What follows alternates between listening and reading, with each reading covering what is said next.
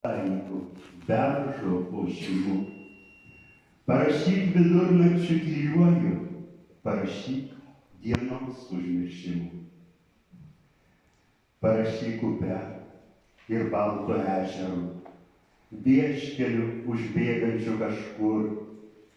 Parašyk žymėm gailiųjų ašarų.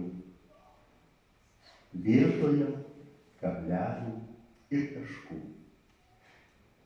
Tegu bus laiškai eilutės sukeistos, tegu bus tik nedrąsi pradžia, kad tik tai alsuotų geras lūkestis, kad nesemtų ilgesio kančia. Tai šiais Vacio Reimerio žodžiais, eilėmis norėjau pagerbti Audronę Padegimaitę. Va tai būdavo per renginius, sustojant kartu. Gaila, kad jau šiandien man vienam tenka kalbėti. Audronę Padegimaitę pažįstu labai seniai, tikriausiai nuo kokios 7 klasės, kai į namus tėvas nupirko radijo imtuvą. Prieš tai buvo kažkokia gavarinka, ten neatsimenu, kas ten būdavo, bet kai nupirko naują radiją, tai patį pirmą vakarą, kai buvo vakaro žinios, išgirdau, kad žinias skaitė Audronė Padegimaitė ir Henrikas Paulauskas. Labai gražus balsas buvo, mane sužavėjo tas balsas. Ir galvoju, paskui ir kitų klausydavau tų diktorių. Man nuo pat vaikystės labai gražu buvo tai, ką žmonės balsu daro. Ar dainuojantis, ar deklamuojantis, ar kalbantis. Ir aš kažkaip pastebėjau, mane jaudindavo. Tos žinios nebūdavo labai įdomios. Ten maždaug trečdalis tik tai būdavo informacijos, šiaip tai daugiausia propaganda. Bet ko aš klausiau gražaus balso. Man buvo lygiai tas pats, kaip kažkas dainuotų, taip Audronės, tas gražus balsas, ir aš tų žinių visada išklausydavau tas žinias iki pat pabaigos. Na ir ėjo laikas ir tikrai visą laiką buvau ištikimas gražiam balsui, tai va mano tos numylėtinės ir buvo Audronė Padegimaitė ir Undinė Nasvytytė. Paskui kažkada, kai su Audronė buvom Lietuvos radijuje, tenai ji savo buvusiam kolegai Dariui Bulavui ir Loretai Jankauskaitei, kuri iki šiol veda sveikinimų ratą, pristatė mane. Čia, sako, yra toks balsų kolekcionierius. Nu, tai mane Audronė tokiu praminė. Na ir paskui labai gaila, kaip minėjo vedėjos renginio, po kokios 16 ar kiek ten metų, jau nebesigirdėjo Audronės. Ir man labai trūko to balso, man tuštesnis radijas buvo. Man nelabai įdomus, nu žinot, čia galima palyginti, nežinau su kuo. Ir tiesiog įsimylėjęs buvau tą gražų jos balsą, skambantį per radiją. Na ir paskui kažkaip toks buvo laikraštis Kalba Vilnius ir aš pasekdavau, kokios ten radijo, televizijos laidos bus ir žiūriu vidurnaktį paskelbta, kad Puišytės, Aldonos Puišytės, Degutytės eiles skaito Audronė Padegimaitė. Galvoju, negi ta pati diktorė.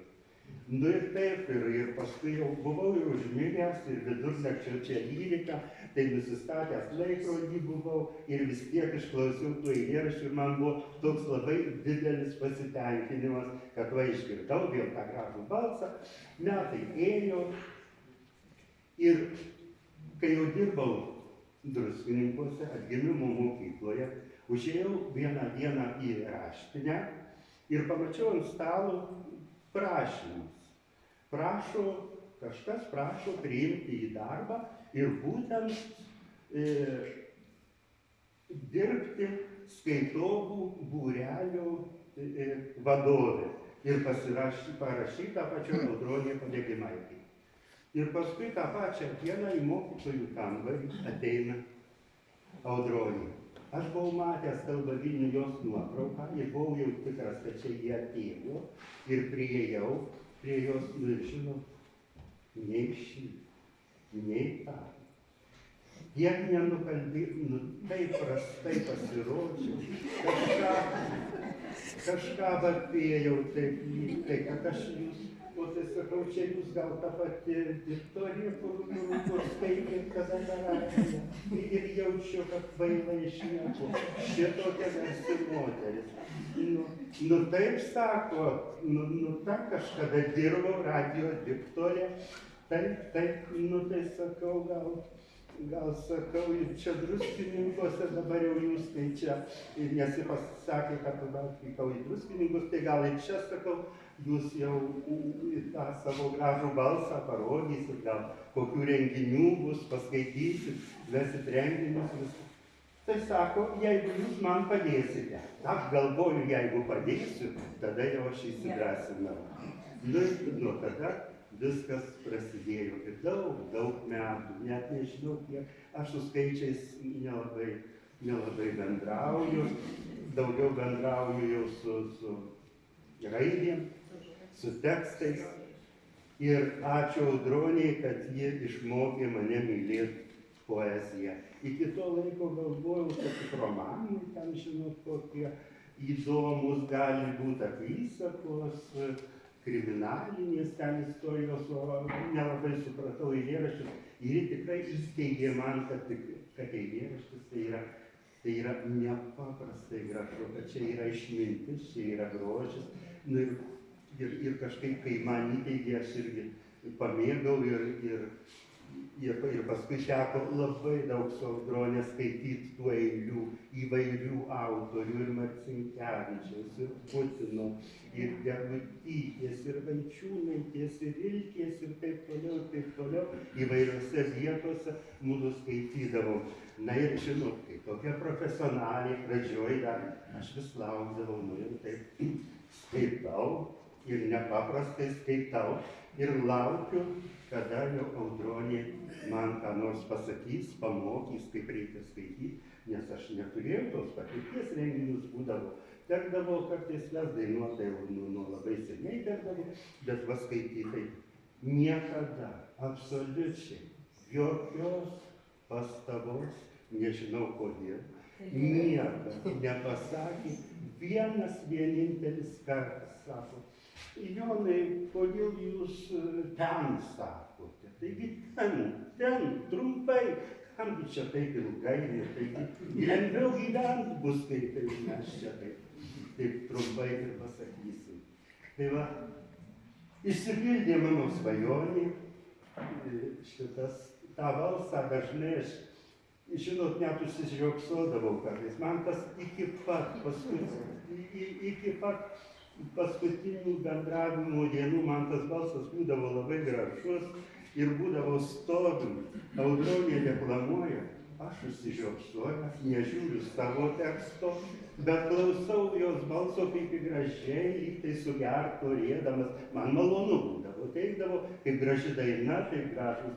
Nu tai va, tai man būdavo labai malonu ir užsižiopsojęs, ne, jau man čia skaityti, nu tai jau skaitysiu toliau. Tai va šitai būdavo. Aš labai dėkingas šitai knygų šventoviai, bibliotekai, kuri priėmė į šitokį gražų paminėjimą Audronės. Ir šitom nuostabiom iniciatoriai, rengėjom šito paminėjimo. Labai ačiū ir labai ačiū, kad mane pakvietėte. Audronė labai mėgo poetą Rilkę.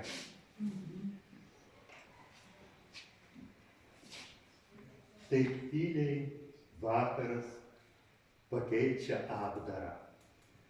Apjuostą medžių vienatvę ramią. Ir du naujus tavį pasaulius atveria, į dangų kylantį ir šliaužiantį žemę. Lygalų nė vienam nepriklausydamas, ne toks tamsus kaip namas tylintis esi, netoks šviesus kaip tas, kas nesvarstydamas, kas nakt prisiekęs, žiburiuoja skliautuose. Ir tas gyvenimas mįslė neįminta, gailus ir visagalintis, ir aukštas, toks neaprėpiamas ir vėl toks aukštas, tai akmeniu pavirtęs, tai žvaigždė.